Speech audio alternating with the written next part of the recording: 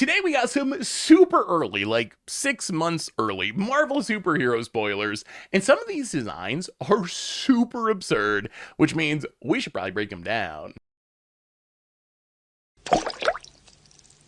Hello everyone, it's Seth, probably better known as Saffron Live, and it's time for our first daily dose in a super early daily dose of Marvel superhero spoilers. So Marvel superheroes, it's our next Marvel set, one of our upcoming Universes Beyond sets. It doesn't release until next June, so I think it's like 3 or 4 sets in the future at this point, but for some reason today, we got a bunch of super early spoilers, and I gotta say, some of these cards actually look super sweet, which means we should probably break them down. Before we do, a couple of quick reminders. First, if you need any of these cards, you will be able to get them 6 months or so from now from our sponsor Card Kingdom over at cardkingdom.com/MTGGoldfish, and to keep up on all the latest spoilers throughout the day, you should definitely go over to MTGpreviews.com. Anyway, let's talk some Marvel superheroes. First up today, we get Bruce Banner, probably better known as the Incredible Hulk, along with a super sweet comic book treatment. And this card is interesting. So like the Spider-Man flip cards, this is a card that you can play the front side from your hand, or you can play the back side from your hand, or you can play the front side and flip it into the back side while it's on the battlefield. So the front side of this card, Bruce Banner, honestly pretty weak, which I assume is intentional for flavor purposes. It's a 1-mana 1/1 that you can pay double X to draw X cards only as a sorcery. It's a human scientist hero, and then you can pay 6 mana in the Gruul colors to flip into the Incredible Hulk, which is a 6 mana Gruul 8/8 with Rage and Trample, and then it has Enrage. It says whenever it's dealt damage, put a +1/+1 counter on him. If he's attacking, untap him, and there's an additional combat phase after this phase. So the front side, Bruce Banner, honestly, you would never play this card. It's like a bad version of Mindspring Merfolk. So if you're playing the Hulk, you're playing Bruce Banner, you're playing it for the backside of the card. In the backside of the card, it is legitimately big. 6 mana for an 8/8 with Reach and Trample. It's not unheard of stats. We have Aggressive Mammoth in Standard right now and no one plays it, but it is a very big body. Plus you get some sneaky reach in there to maybe snipe some flyers or two. And I will say this is a card that I don't really expect to see a ton of Standard play, but there are some shenanigans for this card if you go back to Commander. The most exciting thing you can do with this card is go infinite with the Incredible Hulk. So how do you go infinite with the Incredible Hulk? You take advantage of its Enrage ability. So Enrage means you need to deal damage to it and then you get its ability. The Incredible Hulk in specific wants you to deal damage to it during combat, so you get those extra combat phases. And there's a couple of cards that turn this into an infinite game-ending combo. The easiest is probably Caltrops. Caltrops, a 3-mana artifact that says when a creature attacks, Caltrops deals 1 damage to it. So if you play this and then you play the Incredible Hulk, you attack with the Incredible Hulk, you ping it with the Caltrops, that's going to trigger its Enrage ability to get a counter, untap it, give you an extra combat step, and then you can do it again. There's no like once per turn restriction on the Incredible Hulk. The only problem with this plan, which you can also do with something like Extra Arms, which just enchants a creature when it attacks, you deal 2 damage to something, so you can ping the Incredible Hulk again. The only problem with these plans is that eventually your Incredible Hulk is likely to die. It won't die from you pinging it with Caltrops, but your opponents probably have some blockers, and they're going to be like, wait a minute, I'm going to die because this is just going to keep attacking me forever. But if you can make it indestructible, perhaps, with something like Heroic Intervention, then you just literally win the game. You can keep attacking forever until eventually your opponents are going to get worn down, their creatures are going to die, their life total is going to drain, and you're going to kill the table on the spot. So I think this is probably the direction you go if you're going to build around Incredible Hulk in Commander. Also worth mentioning, it's a Gamma Berserker hero on the backside. Pretty sure this is the first Gamma creature we've ever seen in Magic. As far as Standard's concerned, if this card is going to work, I think the best shenanigan for the card is something we actually saw at Worlds with some of the Spider-Man cards, which is using it with Shiko Paragon of the Way. So Shiko, when it enters, you can exile a non-land card with mana value 3 or less from your graveyard, and then you can copy it and cast the copy without paying its mana cost. So the trick here is that in the graveyard, it's going to be Bruce Banner, a 1-mana card, but once you exile it with Shiko, you can actually just cast the backside of the card, the Incredible Hulk side, side. So maybe we see some Chico's cheating Incredible Hulk into play. That's probably its best bet to be standard playable. I just can't see a 6-drop, even with big stats, even with a pretty spicy enrage ability, actually being that strong in a standard that's just built around being very fast and having a ton of efficient removal and so forth. It also is another card that, of course, works with Moon Mist. I don't know if I've ever seen a random common stock rise as much as Moon Mist has over the past year or two, thanks to these Universes Beyond sets. There's so many humans that flip into really busted things, and Moon Mist is just 2 mana, flip all your humans. So if you're trying to find a way to get the Incredible Hulk on the battlefield on the cheap, in theory you can like turn 1 Bruce Banner, turn 2 Moon Mist, and then you have an Incredible Hulk smashing your opponent for a huge amount of damage. If you're going to build around this in Commander, outside of the infinite combo we talked about earlier, you're basically probably looking for enraged shenanigans, ways that you can repeatedly damage the Incredible Hulk. Really good with like Pyrohemia, which is pay a red mana to deal 1 damage to everything. It pings the Hulk, you get a counter, so you're not even really damaging, because every time you damage it, it just gets stronger and stronger. Also good with Brash Taunter, which fights something and then throws damage at one of your opponents. You can use this to fight the Hulk, to trigger enrage, throw a bunch of damage at your opponent, grow your Hulk, even do it during combat to get an extra combat step. So I think those are the kind of things you're looking to do with Bruce Banner and the Incredible Hulk. So I would say this design is pretty sweet. I think it actually fits Incredible Hulk really well. The art on the backside, absolutely frightening. Like, it is a really kind of just like scary, wild piece of art. As far as seeing play, seems like a popular Commander card. In Standard, I'd be surprised, outside of maybe those Chico shenanigans. We also got a ridiculous new merfolk in Namor the Submariner. So this is a 3-mana star 4 legendary mutant merfolk villain. It has flying. It says its power is equal to the number of merfolk you control. So by itself, it's a 3-mana 1/4 flyer. But if you're playing merfolk, you're probably going to have a bunch of merfolk, and it's going to get really big. And then the exciting ability, whenever you cast a non-creature spell with 1 or more blue mana symbols in its mana cost, create that many 1/1 blue merfolk creature tokens. And this ability, I think, potentially makes this card very good, even back in older formats, maybe especially in older formats. So Namor, this is a merfolk tribal card, obviously. We did get another merfolk card today in Utama, Atlantean Warlord. This is a 4-mana 3/4 merfolk lord, gives your merfolk +1/+1. And when you attack with 1 or more merfolk, attack a player. So in Commander, you can attack 3 players and draw an extra card. You get to draw a card. So I think that maybe, just maybe, we could have a merfolk deck in Standard with these cards. We do have like Mindspring merfolk still. We got Flood Pit Strauner. One of the upsides of having so many sets and so many years of cards in Standard is you kind of by default have enough of a creature type to build a tribal deck out of it. So we do have enough good merfolk that we can build a Namor merfolk deck if we want to in Standard. Would that deck actually be super competitive? Is it going to compete with, you know, Airbending Combo and Badger Mole Cub and Lessons and so forth? Maybe, maybe not. The other place I could see this being interesting in Standard is in the Infinite Merfolk deck. So we've seen some of these fringe combo kind of against the odds decks. They use Deeproot Pilgrimage alongside something like Forensic Researcher, which can tap and untap other things. So if you have 2 of them, or you have the Soul Cauldron, they can tap and untap each other, which will trigger Deeproot Pilgrimage to make a merfolk token whenever one of your merfolks that are not tokens get untapped. But in a deck like this that can theoretically make infinite merfolk tokens, that also means that your Namor is going to be infinitely powerful. So if you have a Namor out and just make like 100 merfolk, then you just swing in with this flying 100 power Namor and win the game. So I think there are some places that this card could be good in Standard. But where I'm really excited about this card is in older formats because of its last ability. The ability where when you cast a non-creature spell that is blue mana symbols, you make that many merfolk tokens. In Standard, I think it's fine. You can, like, I don't know, cast an opt and make a merfolk, cast maybe some self-bounce shenanigans, boomerang basics, make a token, Stormchaser's Talent, replay it, make a token. Maybe there's something there, but once you get back into older formats, it means that Namor works super well with free counter spells. Force of Negation, Flare of Denial, Force of Will, depending on the format. These are our cards that you cast for free, but have 2 blue mana symbols. So I was looking at Modern Merfolk when I was making this video. In Modern Merfolk, not like a top tier deck at the moment, but people still play it on occasion. And some of the builds that I've seen are already playing 4 Force of Negations, 4 Flare Denials.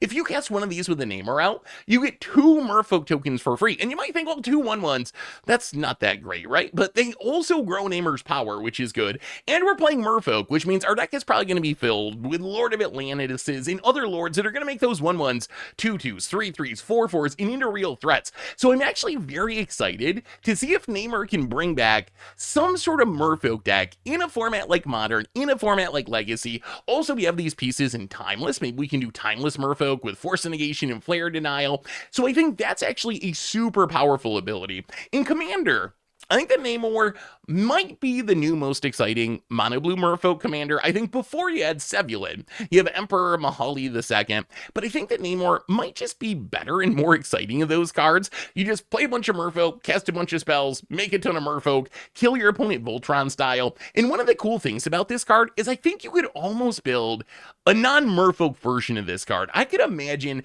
some sort of like mono blue Spellslinger deck where maybe you play a few Merfolk, but really you don't build a Merfolk deck. You build a Spellslinger deck, and your idea is you play Namor, and then just counterspell, Mana Drain, Archmage's Charm. You make 3 tokens, 2 tokens, 2 tokens, Cryptic Command, make 3 more tokens, and you also have all the free counters that are going to make tokens. And all these tokens, as you're disrupting your opponent, countering their spells, are also going to grow Namor, and then you just start Voltron one-shotting your opponent with all these Merfolk tokens that you got from casting your spells. So I think this card is actually super powerful. I'm more high on it for Commander and for like Modern and maybe Timeless, these older formats, because that last ability just seems so incredibly strong if you can play the free counter spells, but I think it might have some chance to see some play in Standard too. We also got Captain America Super Soldier, along with a super cool comic book tree. But I don't even do comic books. I don't care about Captain America. There's just something so like vintage and classic about how that card looks. It's really appealing.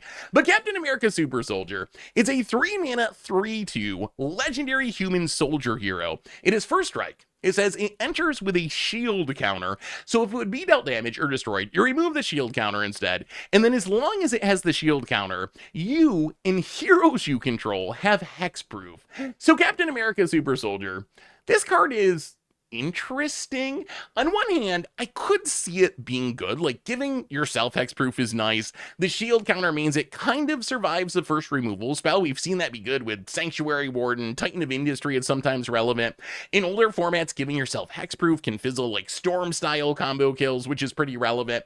So there is some upside to this card, like 3-mana 3/2 first strike, gotta kill it twice in theory, and maybe protect your other stuff if you're a hero deck. We'll have to wait and see if that heroes text is relevant. Right now, the only heroes we have in Standard come from the Spider-Man set. I'm sure we're going to get a ton more in this Marvel set. So if there is like a straight up hero tribal deck, then this card gets even better because giving all your stuff hexproof is actually very, very strong. And even with just what we have now, like Spectacular Spider-Man, Peter Parker, Arachne, you could build some sort of mono white hero deck. And I could see Captain America being pretty strong there. So I think the ability to protect your team, the ability to protect itself, and having okay stats makes me somewhat interested in this card. But there's 2 big reasons I think this card might actually be not as good as it looks at first glance. Reason number 1 is just what the meta looks like right now.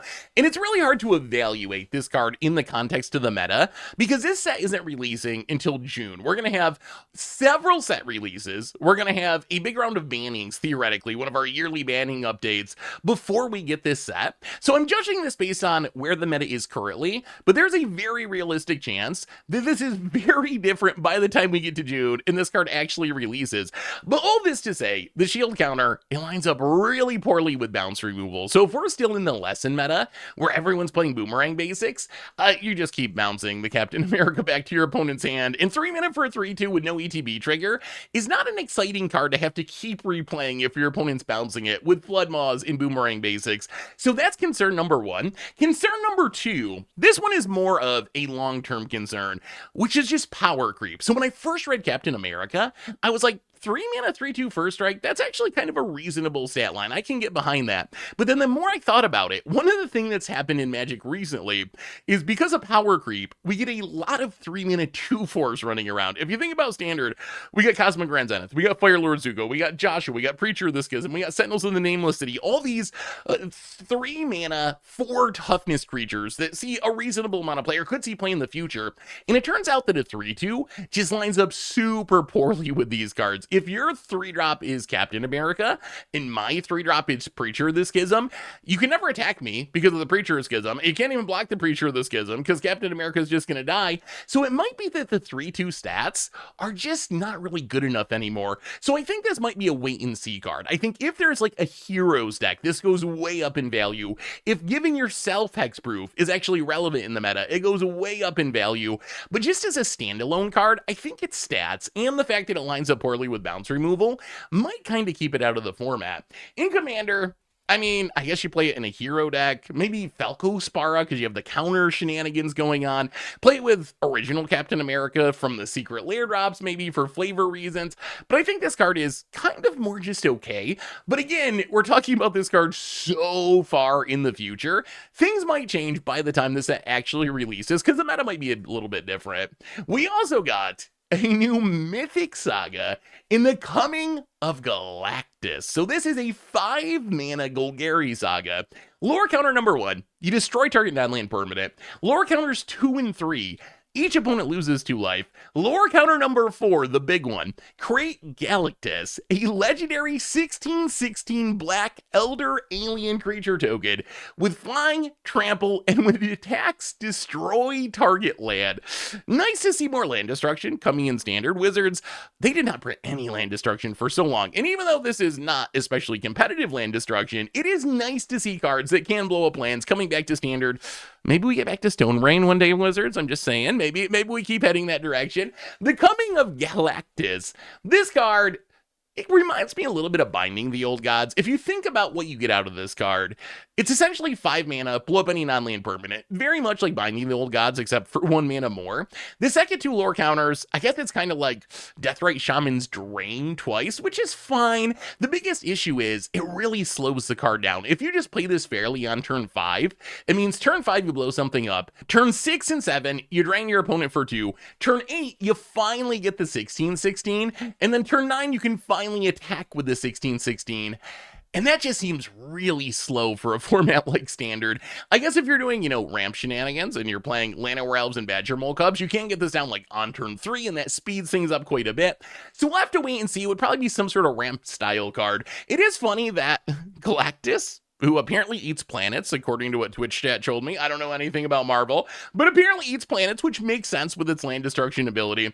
But this super epic big alien monster is actually just smaller than Merit Lage.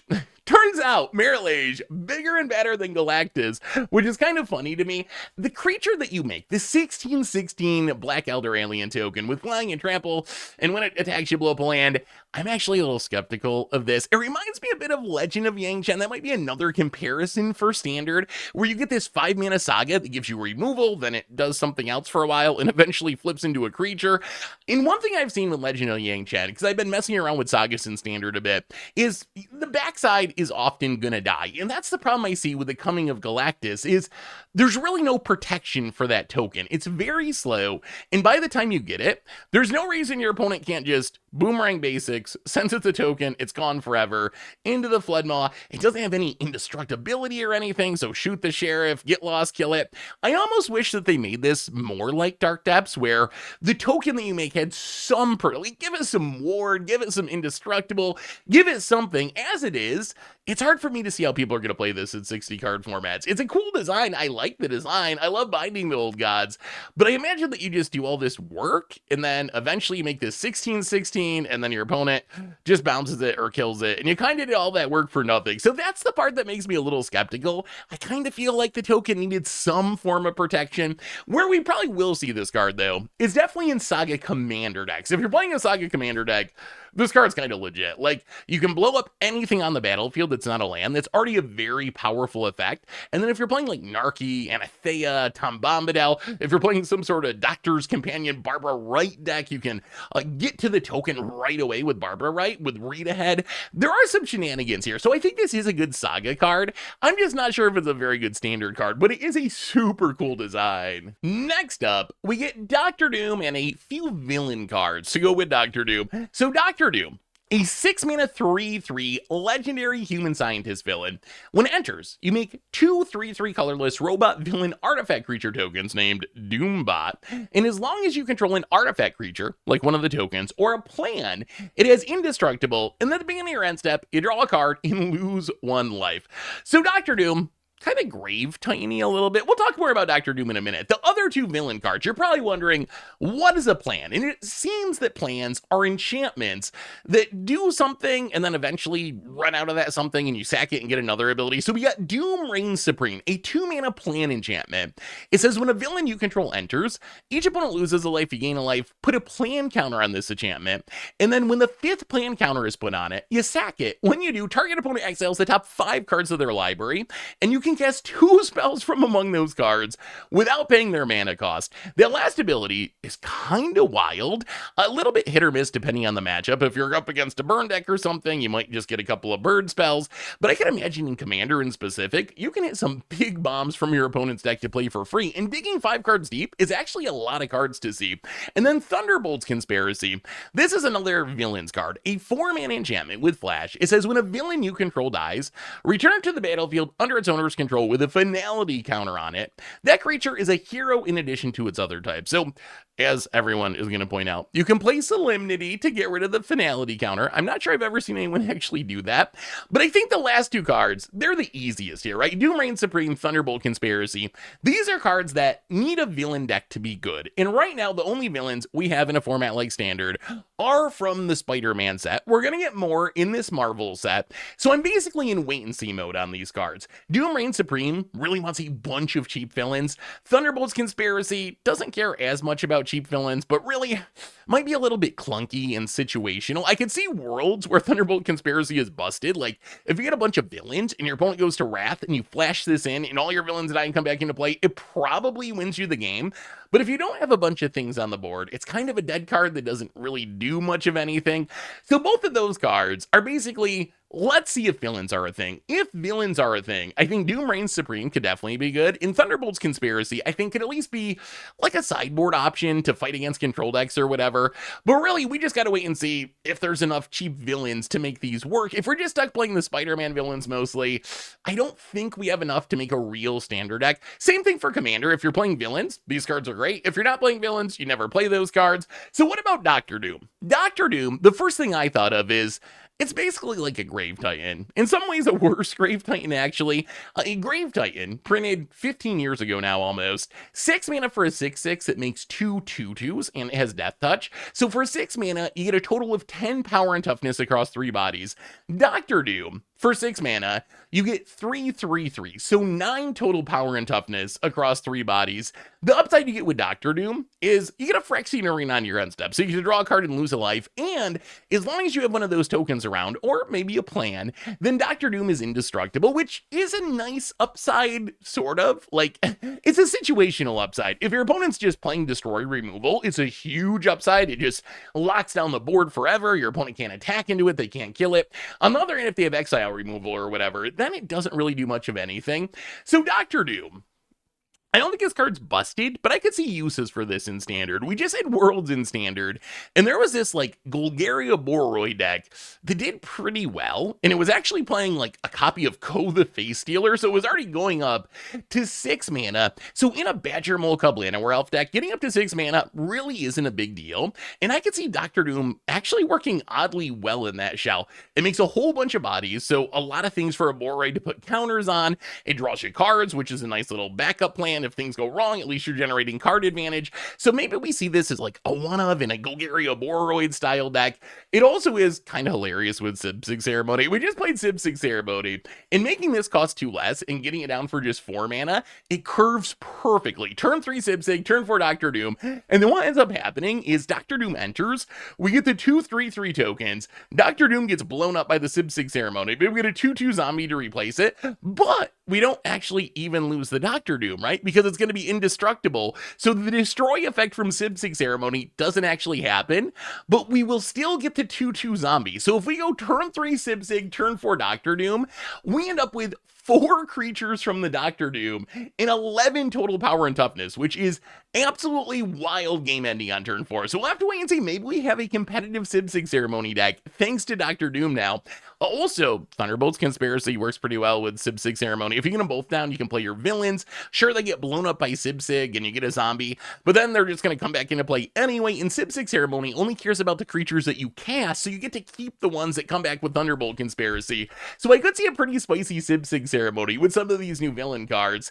It's also not the worst thing to airbend. Like, if you can play Doctor Doom or cheat it into play somehow, get the tokens, then airbend it, recast it for 2 mana, get some more tokens, that seems like kind of legitimate. As far as Commander is concerned, outside of just building this as your commander as some sort of like, I don't know, good stuff, mono black style token commander, it seems good in Terra Hope Eternal, which cares about creatures with power 3 or less. So this is something you can reanimate with Terra. It's good in Blink style decks, like if you're playing Aminatu Blink and you're in black, you can play this, make your tokens, blink it, get more tokens. Doubling up with Yarok also seems kind of sweet. So things that can take advantage of its pretty powerful Enters trigger, or the fact that it only has a low amount of power like Terra. So I think Doctor Doom, it's a pretty interesting card. I can definitely see uses for it. It does kind of remind me of Grave Titan, and I don't really see Grave Titan as a staple in any format anymore. So we'll have to wait and see just how good it ends up being, but I'm super hyped to at least try building that Civ 6 Ceremony deck in Standard, because it does seem like it could do some funny things. Speaking of cool black cards, we also got Baron Helmut Zemo, a 3-mana triple black 3/3 legendary human noble villain. It says whenever you cast a black spell from your hand, it connives, and then it has boast. So if you attacked with it, you can exile any number of black cards from your graveyard with 15 or more black mana symbols among their mana costs. And then you copy the exiled cards, and you can cast 3 of those copies without paying its mana cost. So if you can actually pull this off, that is ridiculous. So the idea of this card is you play it, you cast black spells, you connive, which is draw a card, discard a card. So you connive to fill your graveyard, also puts counters on the Baron, but you connive to fill your graveyard. Once you get your graveyard full, you attack with Baron, exile a bunch of black cards, get to cast 3 of them without paying their mana cost, and maybe just win the game on the spot. So Baron, it's a super cool design. I love the design of this card. We've seen connive be pretty powerful, like Rafine Scheming Theater was a standard staple not that long ago. The cards work differently. Rafine connives a bunch all at once. Baron's going to connive a little bit as you cast your spells, but still being able to fill your graveyard, loot through your deck is a nice effect. And then I imagine you're just trying to like get a bunch of Gray Merchants and Rise of the Dark Realms and Breach the Multiverses in your graveyard along with some other black mana symbols. Like imagine attacking with Baron, exiling a Gary, a Rise of the Dark Realms, and a Breach the Multiverse, casting them all for free. How do you not win the game from that position?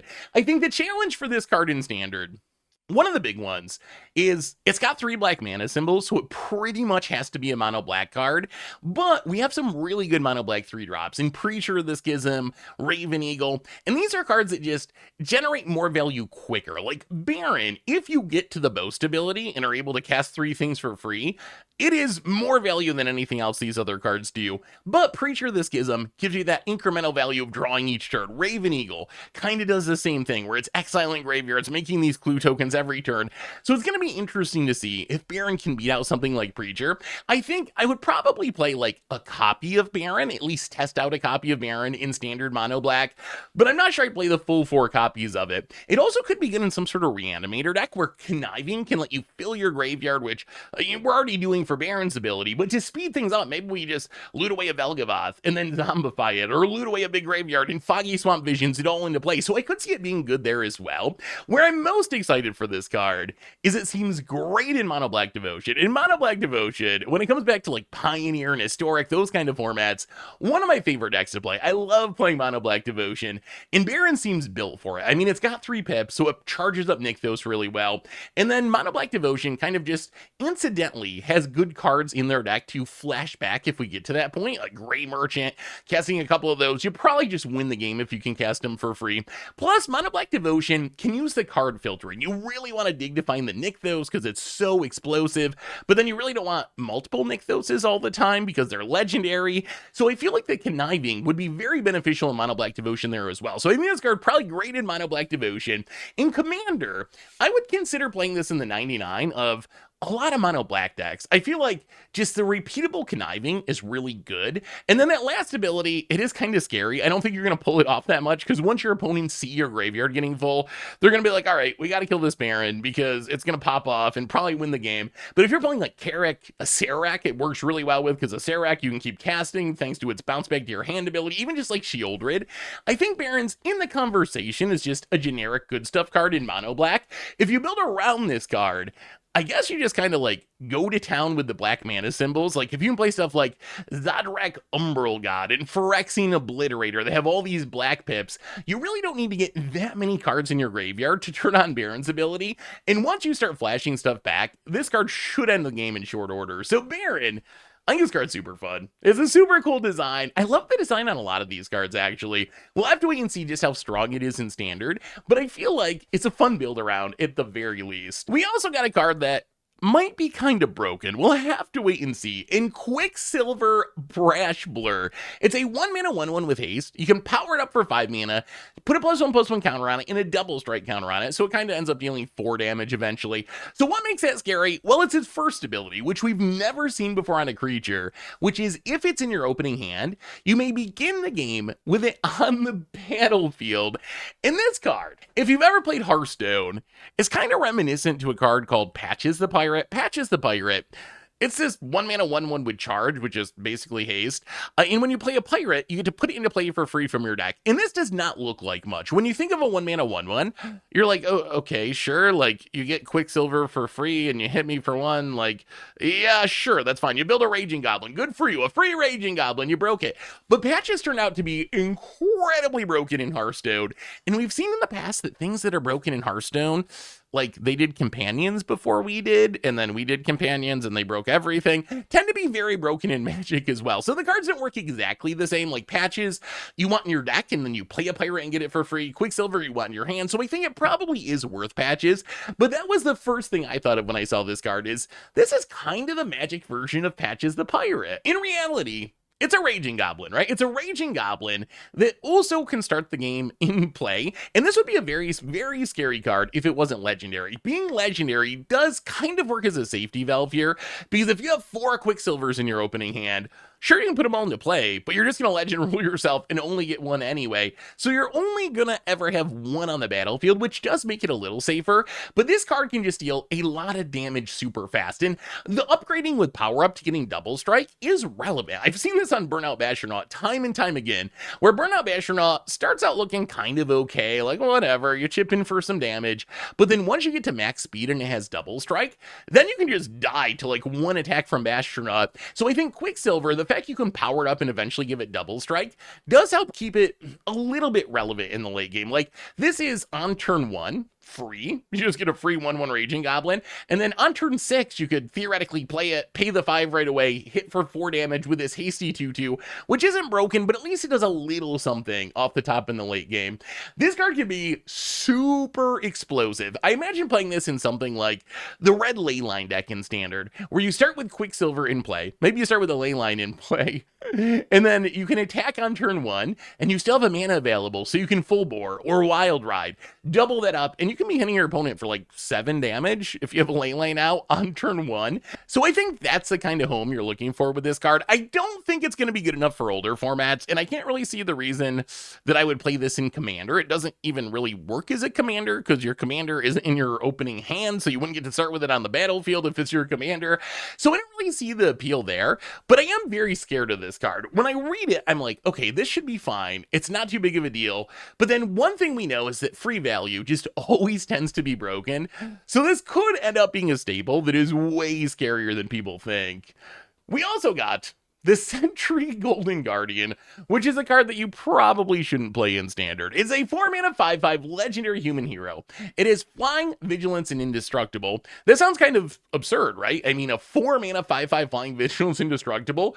That is a ridiculous card. However, when it enters, target opponent creates the Void, a legendary 5/5 black horror villain creature token with flying and indestructible, and the Void attacks each combat is able. So you pay 4 mana for a 5/5 flying indestructible, but you also have to give your opponent a 5/5 flying indestructible. So yes, you could play this and then try to like boomerang basics the token and you get the indestructible creature out of it. There are ways that you could try to like build around that. It's hard for me to imagine it being enough work. We've just never really seen cards that give your opponents a bunch of creatures, be good in standard, and I just don't want to be giving my opponent a 5/5 indestructible. Too much risk there. But where I do really love this card is in Commander, because one of the cheat codes I've realized in Commander are these old Hunted cards. It reminds me a lot of Hunted Horror, maybe most specifically Hunted Lamassu, where they're creatures that when they come into play, give your opponent an equal amount of stats on the battlefield, or an almost equal amount of stats. And what makes these cards so powerful is they just add a huge amount of raw stats to the battlefield. When you think about it, in a Commander game where you have 4 players, if you can get someone else on your side and have a mutual enemy, the arch enemy who's taking over the game, you can be like, hey, I'm going to play Sentry. I'm going to give you this 5/5. Will you promise not to attack me for the rest of the game? Let's send all of our creatures at, Phil, because Phil's going to win the game. Phil's going to pop off and win the game. So let's just send everything at Phil. And that's a way that you can get a ton of stats on the battlefield and really battle through the arch enemy. So I think this card is good in Commander as this weird political tool, and I think I will play it there. But in 60 card formats, you can't give your opponent a free 5/5. Maybe we do it as an against the odds card and it'll be funny. But from a more competitive perspective, you just don't want to be giving your opponent the free value. We also got Mono Black Kenrith, probably better known as Super-Skrull. It is a 4 mana with 3 black mana symbols, 4/5 legendary Skrull shapeshifter villain. It has flying. It says, pay 2 and a white to make a 0/4 colorless wall creature token with Defender. Pay 3 and a green to give it +4/+4 until end of turn. Pay 4 and a red to deal 4 damage to target creature, or 5 and a blue to have target player draw 4 cards. So Super-Skrull, it very much reminds me of Kenrith. Kenrith, of course, the 5 mana white legend that has an ability for each color. Super-Skrull, I think, is safer Kenrith. Kenrith, its abilities are like kind of efficient. Like its scariest ability is actually just pay 1 red mana to give everything trample and haste. That is the most powerful ability on Kenrith. Super-Skrull, its abilities start at 3 mana, so a little bit slower to get going. Although some of its abilities are powerful, like pay 6 mana to draw a bunch of cards, actually not too bad. Flavor-wise, I think the idea of this card is it's supposed to have the abilities of the Fantastic Four. So we got Invisible Woman, the Thing, Human Torch, Mr. Fantastic. These are all Commander cards. They're not in standard. They're all part of the same Fantastic Four Commander precon.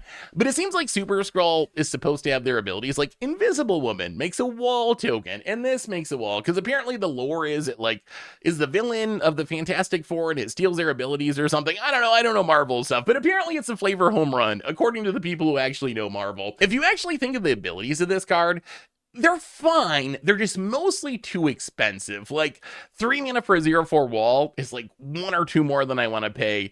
4 mana to pump +4/+4 is like 3 mana more than I really want to pay. 5 mana to deal 4 damage to a creature is like 3 more than I want to pay. The only one that's kind of fairly costed is actually the card draw. The card draw is just straight up opportunity. 6 mana to draw 4, which is perfectly fine.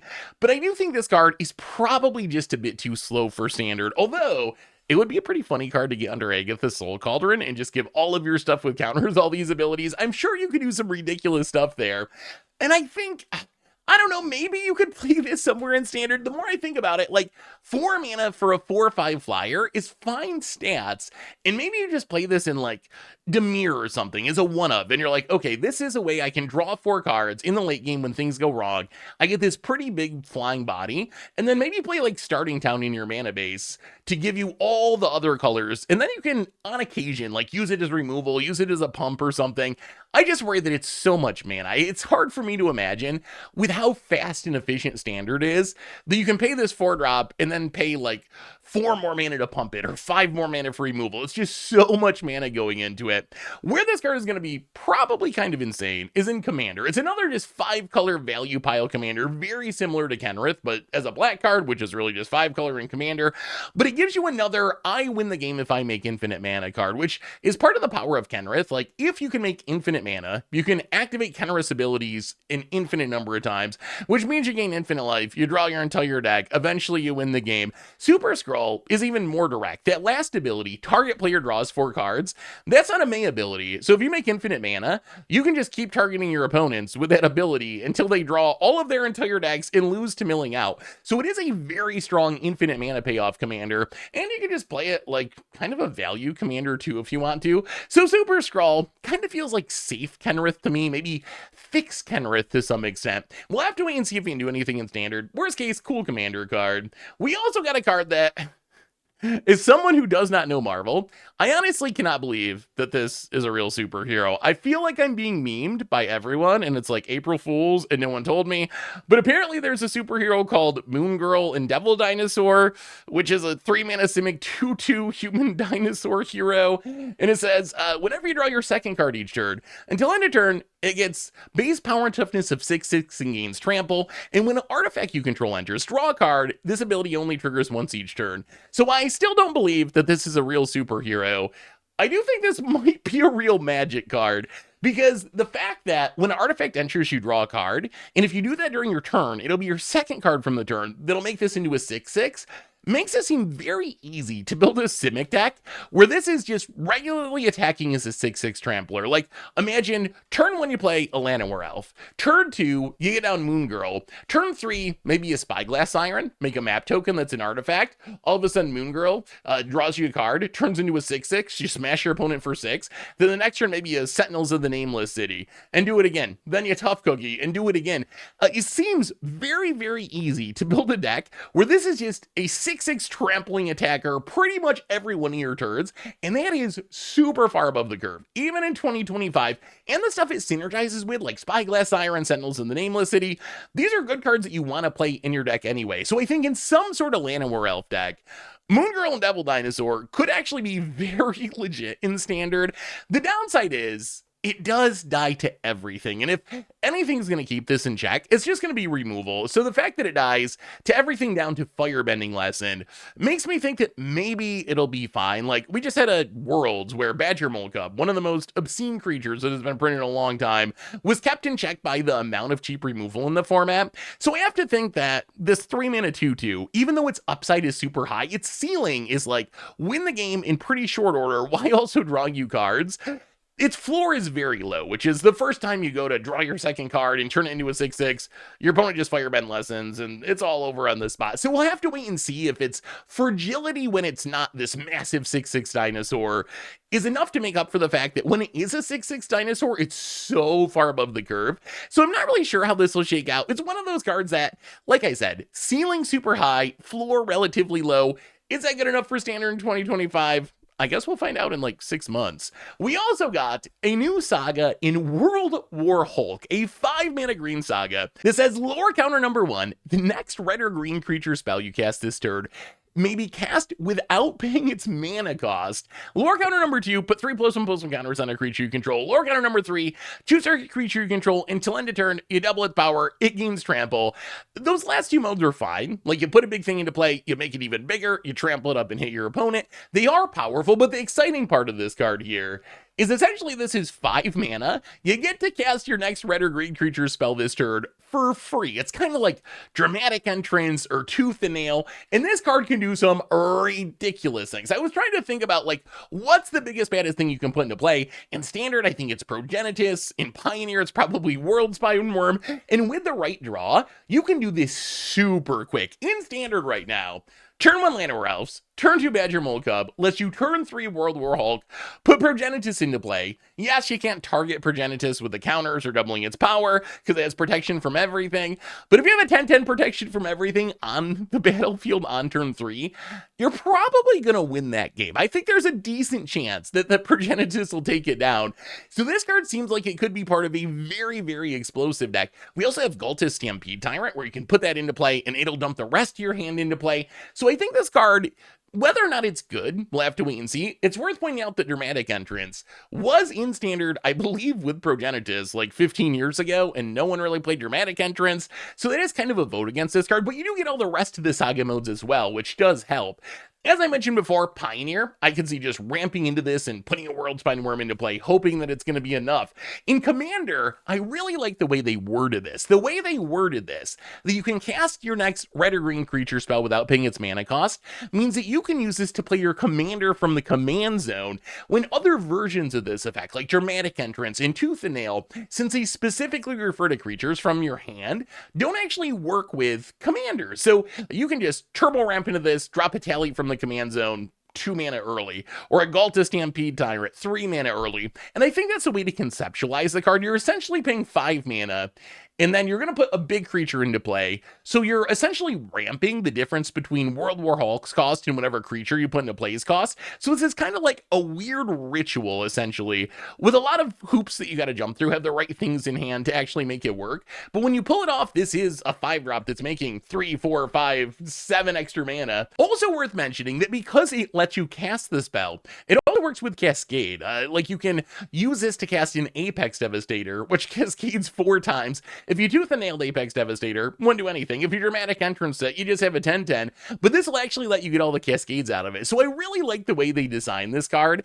I'm excited to build around it in Standard. I feel like the explosive upside is appealing to me. I don't know if it'll be a competitive card, because it'll probably be too inconsistent, but this is a card that can do crazy things. Like, Turn 3 Progenitus is ridiculous, and then in Commander, the way that they formatted it actually makes it a sneaky powerful addition. Not only do you cheat something big into play, but once you cheat that big thing into play, the turn that you get to double its power and give it trample might let you one-shot kill your opponent, especially if it's on your commander. Rounding things out today, we get a bunch of cards from the special Marvel sheet, basically a continuation of what we saw in the Spider-Man set, except this time you get a bunch more superheroes. Nothing super crazy for Arena here. Most of these cards already on Arena. Lord of Atlantis, I believe, is new to Arena. Horn of Greed, I think, is new to Arena, but they're not like super impactful. Maybe Lord of Atlantis could matter for like a Merfolk deck in Timeless.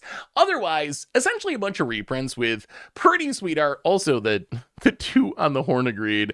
I don't know what's going on with the Doctor Doom thing there, but some of the art is just so ridiculous. I'm not even a comic book fan, but a lot of it just looks really cool. So I really like this sheet. Also, as I mentioned before, we did get the 4 commanders. These are not standard legal from the Fantastic Four commander deck. Those were the only commander cards that they showed off, but they also said we're getting 4 commander decks with this set.